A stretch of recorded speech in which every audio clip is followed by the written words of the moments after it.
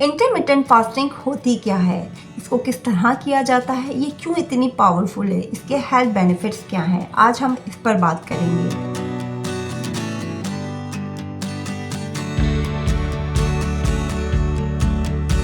It's me, Kuratulan. I am pharmacist, bachelor of pharmacy. Actually, intermittent fasting कोई diet plan नहीं है, ये एक ईटिंग पैटर्न है जिसमें ये बताया जाता है कि खाना किस वक्त खाया जाता है।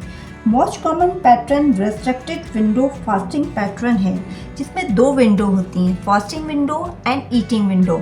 Fasting window 18 hours, 16 hours, 14 hours, 12 hours की होती है और जिसमें आप कुछ नहीं खाते, भूखा रहते हैं। ईटिंग विंडो में हम खाना खाते हैं। इंटरमिटेंट फास्टिंग किस तरह से काम करती है, हम जो भी खाना खाते हैं, चावल, रोटी, हमारी बॉडी उसको ग्लूकोज में कन्वर्ट करती है। At the same time pancreas insulin को रिलीज करता है। ये इंसुलिन ग्लूकोज को ब्लड से निकालकर सेल तक लेके जाती है और सेल इस ग्लूकोज को एनर्जी में कन्वर्ट करता है और ये एनर्जी हम डेली रूटीन के डिफरेंट फंक्शंस को परफॉर्म करने के लिए, डिफरेंट जॉब्स को परफॉर्म करने के लिए यूटिलाइज करते हैं। जब हम पर्टिकुलर टाइम तक फास्टिंग करते हैं तो जितनी भी ग्लूकोज होती है उसको सेल यूटिलाइज कर चुका होता है। तो अब इंसुलिन क्या करती है, फैट बर्निंग स्टार्ट कर देती है। साइंटिफिकली प्रूवन है कि इंटरमिटेंट फास्टिंग बहुत एफिशिएंटली फैट बर्निंग करवाती है। इंटरमिटेंट फास्टिंग क्यों इतनी पावरफुल है और ये किस तरह वेट लूज कराती है।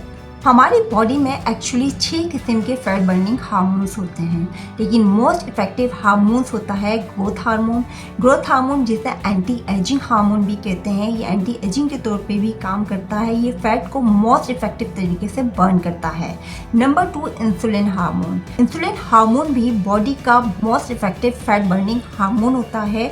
अगर इंसुलिन ज़्यादा होता है तो इट्स मीन्स कि वो बंदा या बंदी मोटापे का शिकार होती है। इंसुलिन बॉडी में ज़्यादा होती है तो ये फैट स्टोरेज को स्टार्ट कर देता है और ग्रोथ हार्मोन को भी ब्लॉक कर देता है। तो इंटरमिटेंट फास्टिंग क्या करती है, इन दोनों हार्मोन्स को, जो मोस्ट इफेक्टिव हार्मोन है फैट बर्निंग के लिए, उसको रेगुलेट करती है, उसको मेंटेन करती है, उसको ट्रिगर करती है। इसकी वजह से आप वेट लूज करते हैं और वेट को मेंटेन कर पाते हैं। अब हम ज़रूरत से ज़्यादा खाना खाते हैं, अपनी नीड से ज़्यादा खाना खाते हैं या बार बार हम मील लेते हैं तो ग्लूकोज का और इंसुलिन का लेवल हमारी ब्लड स्ट्रीम में इंक्रीज होता है। सेल को जितने ग्लूकोज की, इंसुलिन की ज़रूरत होती है वो ले लेता है, फिर वो इंसुलिन को ब्लॉक कर देता है, जिसकी वजह से ब्लड के अंदर इंसुलिन और ग्लूकोज का लेवल इंक्रीज हो जाता है। इंसुलिन फैट स्टोरेज को स्टार्ट कर देता है और fat burning hormone, growth hormone, उसको भी ब्लॉक कर देता है और हम मोटापे का शिकार हो जाते हैं और प्री डायबिटिक सिम्टम्स भी स्टार्ट हो जाती हैं। इसलिए आईएफ इन दोनों हार्मोन्स को, ग्रोथ हार्मोन को और इंसुलिन हार्मोन को बॉडी में रेगुलेट करता है, मेंटेन करता है, जिसकी वजह से हम वेट लूज कर पाते हैं। इंटरमिटेंट फास्टिंग किस तरह की जाती है। इंटरमिटेंट फास्टिंग में आपको 2 विंडो सेट करनी होती हैं, fasting window and eating window. Fasting window 12 hours से आप स्टार्ट कीजिए, 12 to 12 आवर्स से स्टार्ट कीजिए। 12 घंटे की फास्टिंग विंडो जिसमें आप कुछ नहीं खाएंगे और 12 घंटे की ईटिंग विंडो जिसमें आप खाना खाएंगे।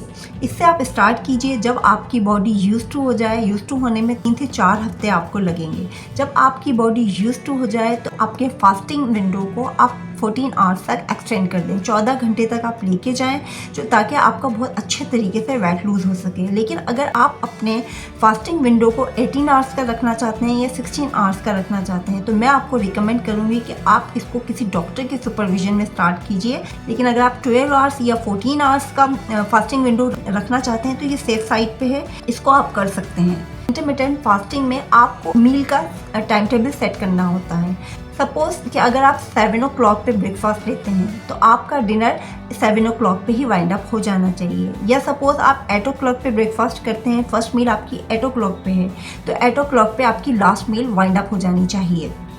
इस तरह से तीनों मील को सेट किया जाता है।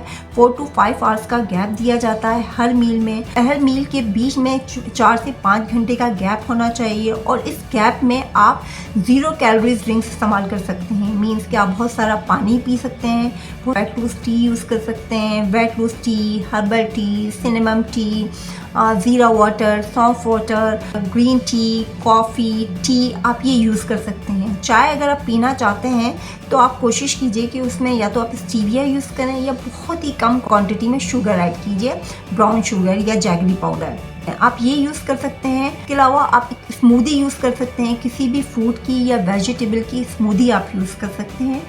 2 मील के दरमियान में जो गैप होता है उसमें स्मूदी और किसी एक फ्रूट की या एक वेजिटेबल की स्मूदी भी आप यूज़ कर सकते हैं। तीनों मील्स को हेल्दी होना चाहिए, उसमें प्रोटीन, कार्बोहाइड्रेट, फाइबर और फैट का एक बैलेंस ब्लेंड होना चाहिए, हेल्दी होना चाहिए, ताकि आप हेल्दी तरीके से अपने वेट को लूज कर सकें। इंटरमिटेंट फास्टिंग के साथ आप कैलोरी काउंट को भी कंट्रोल करते हैं, तो आप और अच्छे तरीके से वेट को लूज कर सकते हैं। नेक्स्ट वीडियो में मैं आपको डिफरेंट ऑप्शंस दूंगी, ब्रेकफास्ट, लंच और डिनर के डिफरेंट ऑप्शंस कि आप उसको किस तरह से हेल्दी मील बना सकते हैं इंटरमिटेंट फास्टिंग के लिए।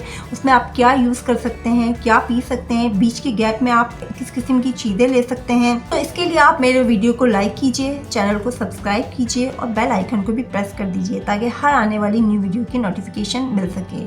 आई होप कि आपको वीडियो अच्छी लगी होगी। Thank you very much.